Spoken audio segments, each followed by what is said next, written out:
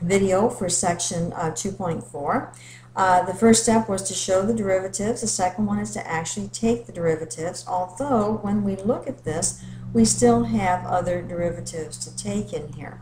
So we have the derivative with respect to x of the x squared minus the derivative with respect to the input variable x of the second term, 4x, plus the derivative with respect to x of our constant value 3, minus, so we're at the subtraction sign here, x squared minus 4x plus 3 times the derivative with respect to x of x minus the derivative with respect to x of 1, all of that divided by the square of our denominator. Okay, so we need now to take these derivatives, all of them at this point. So we have our x minus 1, that's a factor here. The derivative of x squared is 2 times our leading coefficient. So 2 times 1 is 2, and we subtract 1 from our exponent.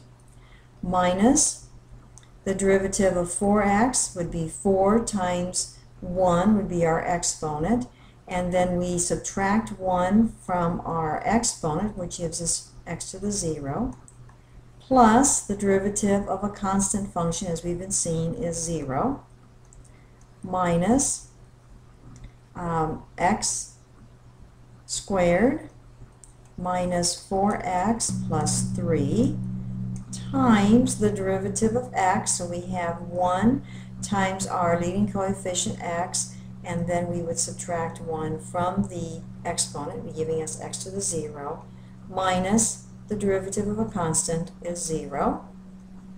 All of that divided by x minus 1 quantity squared. So this is step number 2, where we actually take the derivatives.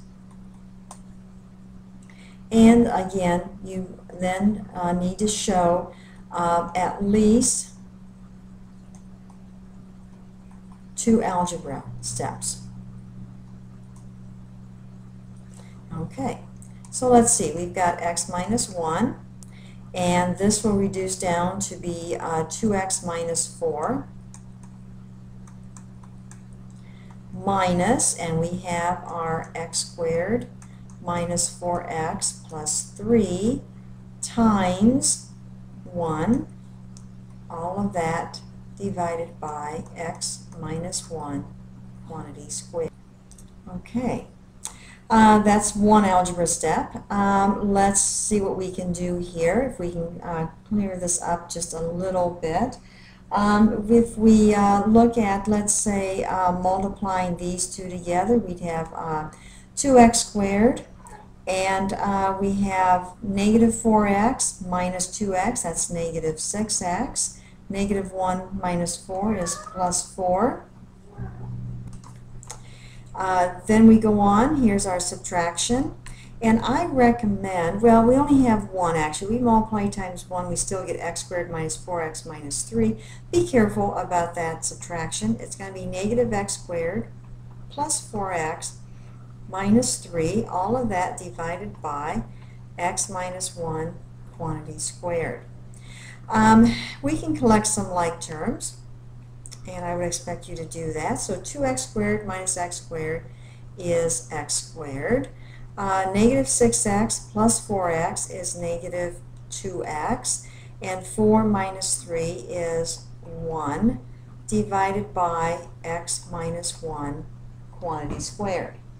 Now the next step I would expect you to do is to, can we simplify this last step? Can we factor that? And as it turns out, yes we can. It's going to be x minus 1 quantity squared divided by then our denominator, and it turns out to be equal to 1. Now what does this tell us about our original function? Well, again, this is a function. This is telling us the slope of a line tangent to the curve at any point, and since this turns out to be a constant, it would mean then that regardless of the point,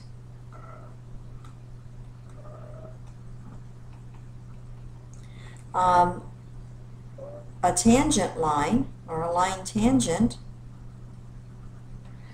to the curve will have slope 1. Let's take a look at this problem. Let's see what this looks like. So let's go into another graph page, and we're going to put in the fraction that we started with. Let's see, this was x squared minus 4x plus 3, and that's divided by x minus 1. Turns out that our function is actually a line. Now, how can that be? Well, we didn't look to see, could we factor x squared minus 4x plus 3? And if we factor that, what would that be like? So I'm going to go into adding another page, a calculator page, and I'm going to go to Menu and Algebra and Factor. And I'm sure we could do this in our heads, but I want to show you, make sure you understand you can do this. X squared minus 4x plus 3, and be sure you put comma x. That's telling the Inspire that your input variable is x. And when you factor that, sure enough, we get x minus 3 and x minus 1. On our graph then, what would happen at 1? Well, at 1, remember, it is not a part of our curve. In fact, if I go in here and attempt to place a point at 1, it's going to tell me that it can't be done. So we will do the same thing that we have done in the chapter on limits. We'll go in here and just make it be as close to that as possible. So there it is. But we have to remember that we have to change the attributes of that point, and we'll change the attributes of that point to be something of an open circle. Oops, let's try that one more time, and I'll make sure that I get that there correctly. Okay, so we have an open circle there. Okay, let's go on to the next problem, and the next problem says find the derivative of this function. Now if you look at this function, we have a product going on. We can work this as a product, but when you get to this part, you're going to have then a quotient to work with. We could multiply this x to the 4th into here. That might simplify our work a little bit. We're still going to end up though with a quotient, but at least we'll eliminate having the product as well. So look to see what algebra you can take care of before starting the problem. It may help you to avoid using one of our product rule or quotient rule. Okay, so let's look then at our derivative for this function. We've got the derivative with respect to x of x to the 4th, and that's, we'll call that a standalone function, minus, and when we get over here, we're going to have to use the quotient rule. So here we go. We have our denominator times the derivative with respect to x of our numerator minus our numerator times the derivative with respect to x of our denominator, and this is a fraction that we need to remember to place this entire fraction over the square of the denominator. So I'm going to change the subtraction sign just a little to make sure that we understand that it's subtracting the entire fraction. Now, I've shown you the derivatives we're going to take, so now the next step is to actually take the derivatives. So the derivative of x to the fourth is 4 times the leading coefficient, which is 1, x to the 4 minus 1 power, minus, and then we'll take a look at our fraction here. We've got x plus 1, and then our derivative of 2x to the fourth. Again, we take our leading coefficient times our exponent and subtract 1 from our exponent, minus 2x to the fourth times the derivative of this term. So the derivative of x is 1 plus the derivative of 1 is 0. All of that divided by x plus 1 quantity squared.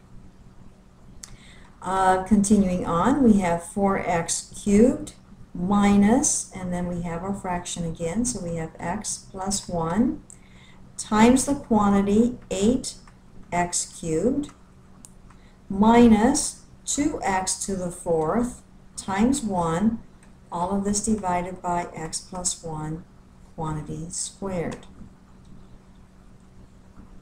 Okay, so we show all the derivatives we're going to take. We actually take the derivatives. We've got a couple of lines now of algebra. This is one of them, but let's see what else we might be able to do. Let's combine the terms in this numerator. So we have minus, and this is our fraction now. Let's see if I can get that line a little better. Okay, so I'm going to have, let's see, this is going to be 8x to the fourth plus 8x cubed minus 2x to the fourth, and that's all divided by x plus 1 quantity squared.